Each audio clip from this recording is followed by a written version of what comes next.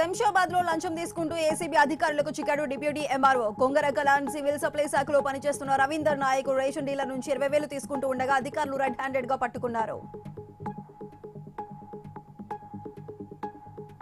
భద్రాద్రి కొత్తగూడెం జిల్లాలో పోలీసులు flag March నిర్వహించారు. ఈ నెల 11న జరగనున్న మొదటి విడత పంచాయతీ ఎన్నికలు ప్రశాంతంగా జరిగేలా అధికారులు ఎస్పీ విక్రాంత్ కుమార్ సూచనలు చేశారు.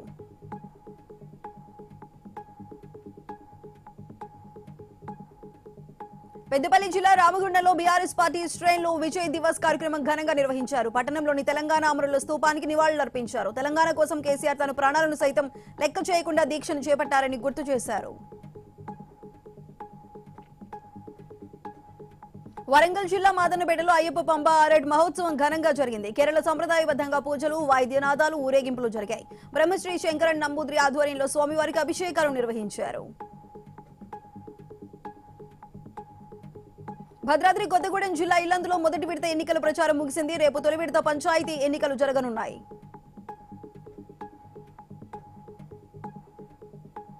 భద్రాద్రి కొత్తగూడెం జిల్లా శ్రీ ధర్మశాస్త్ర ఆలయంలో అయ్యప్ప స్వామికి సప్త నదుల జలాలతో అభిషేకం చేశారు. లోక కళ్యాణార్థం అభిషేక ప్రియుడైన అయ్యప్ప స్వామికి సప్త పుణ్య నదులైన గంగా, గోదావరి, కృష్ణ, పెన్న, పంబ, శబరి, ప్రాణహిత సముద్ర జలాలతో జలాభిషేకం అత్యంత భక్తి శ్రద్ధలతో ఘనంగా నిర్వహించారు స్వాములు.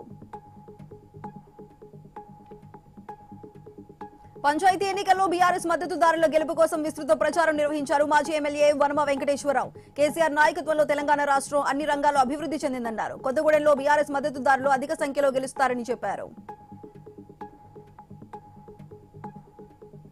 ఈసీ కాస్త ఈసీసీగా మారిందన్నారు కోరుట్ల ఎమ్మెల్యే కల్వకుంట్ల సంజయ్. కాంగ్రెస్ నాయకులకు పంచాయతీ ఎన్నికల కోడ్ వర్తించదని ఆరోపించారు. ప్రభుత్వ పథకాలు తీసివేస్తామని ప్రజలను భయభ్రాంతులకు గురి చేస్తున్నారని మండిపడ్డారు. ధర్మపురిలో సోనియా గాంధీ జన్మదిన వేడుకలు ఘనంగా నిర్వహించారు. మంత్రి అడ్లూరి లక్ష్మణ్ తెలంగాణ ప్రజలు ఇచ్చిన మాట ప్రకారం రాష్ట్రం ఏర్పాటు చేసి మాట నిలబెట్టుకున్నారని తెలిపారు. సోనియా గాంధీ లేకుంటే ప్రత్యేక రాష్ట్రం వచ్చేది కాదన్నారు మంత్రి. జగిత్యాల జిల్లా మల్లాపూర్లో జవాడ నర్సింగ్ ఎన్నికల ప్రచారం నిర్వహించారు. జిల్లా వ్యాప్తంగా అధిక సంఖ్యలో కాంగ్రెస్ మద్దతుదారులు గెలుస్తారని చెప్పారు. స్థానికంగా ఉన్న సమస్యలను సర్పంచులు గెలవగానే పరిష్కరిస్తామని చెప్పారు. నాగర్ కర్నూలు జిల్లాలో ఏసీబీ అధికారులు దాడులు చేశారు. విద్యుత్ శాఖ అధికారి అసిస్టెంట్ ఇంజనీర్ వెంకటేశ్వర్లు 15,000 లంచం తీసుకుంటూ ఏసీబీ అధికారులకు పట్టుబడ్డాడు. ఇంటికి విద్యుత్ మీటర్ కోసం లంచం డిమాండ్ చేయడంతో అధికారులు ఆశ్రయించాడు బాధితుడు. సీఎం రేవంత్ అక్రమ వసూళ్లకు పాల్పడుతున్నారని ఆరోపించారు. మాజీ ఎమ్మెల్యే గాదరి కిషోర్ కాంగ్రెస్ అధికారంలోకి వచ్చాక తెలంగాణలో ఆకలి చావులు పెరిగాయని మండిపడ్డారు. కేసీఆర్ పేరు చెప్పుకొనిదే రేవంత్ రెడ్డికి పూట గడవదని ఆగ్రహం వ్యక్తం చేశారు. వరంగల్ జిల్లాలో బీజేపీకి షాక్ తగిలింది. నర్సంపేట నియోజకవర్గానికి చెందిన పలువురు నాయకులు మాజీ ఎమ్మెల్యే పెద్ది సుదర్శన్ రెడ్డి ఆధ్వర్యంలో బీఆర్ఎస్ లో చేరారు. అబద్ధపు హామీలతో అధికారంలోకి వచ్చిన కాంగ్రెస్ కు పంచాయతీ ఎన్నికల్లో బుద్ధి చెప్పాలన్నారు. నిజామాబాద్ జిల్లా దేగాంగం గ్రామంలో సర్పంచ్ ఎన్నిక ఏకగ్రీవమైంది. పోటీలో ఉన్న అభ్యర్థులు విత్డ్రా కావడంతో సర్పంచ్ పదవి ఏకగ్రీవమైంది. సర్పంచ్ బరిలో ఉన్న అభ్యర్థి లింగారెడ్డి బీఆర్ఎస్ పార్టీ మండల అధ్యక్షుడిగా కొనసాగుతూ ఉండగా కాంగ్రెస్ పార్టీలోకి మారతారని హామీ ఇవ్వడంతో సర్పంచ్ పదవికి పట్టం కట్టారు. మెడికల్ కాలేజీలను ప్రైవేటు పరం చేయదన్నారు మాజీ మంత్రి విశ్వరూప్. వైసీపీ మెడికల్ కాలేజీల ప్రైవేటీకరణకు వ్యతిరేకంగా కోటి సంతకాల సేకరణ ఉద్యమం grand success అయిందన్నారు.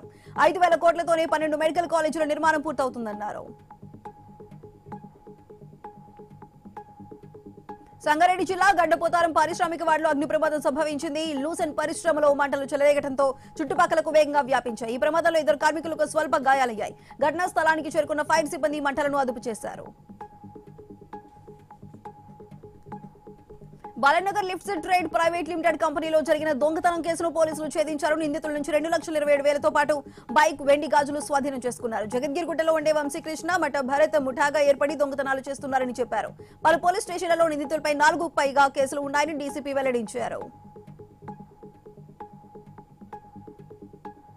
Nampally railway station లో గంజాయి విక్రయిస్తున్న వ్యక్తిని పోలీసులు అరెస్ట్ చేశారు. నిందితుడి నుంచి కేజీన్నర గంజాయిని స్వాధీనం చేసుకున్నారు. హైదరాబాద్ లోని పలు ప్రాంతాలలో సుమంత్, బేజు, అజయ్లు ముఠాగా ఏర్పడి మత్తు పదార్థాలు విక్రయిస్తున్నారని తెలిపారు. మెడికల్ కాలేజీల ప్రైవేటీకరణతో పేద విద్యార్థులకు వైద్య విద్య దూరం అవుతుందన్నారు మాజీ ఎమ్మెల్యే కదిరిబాబు. కాలేజీల ప్రైవేటీకరణకు వ్యతిరేకంగా కోటి సంతకాల సేకరణ గ్రాండ్ సక్సెస్ అయిందన్నారు.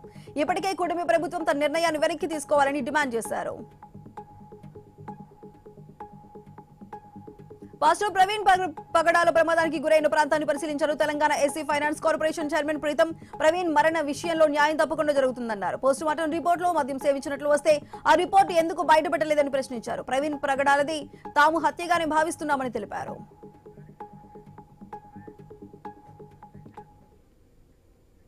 ఇవి ఇప్పటివరకు updates. Keep watching I news. మీతోనే మీ వెంటే.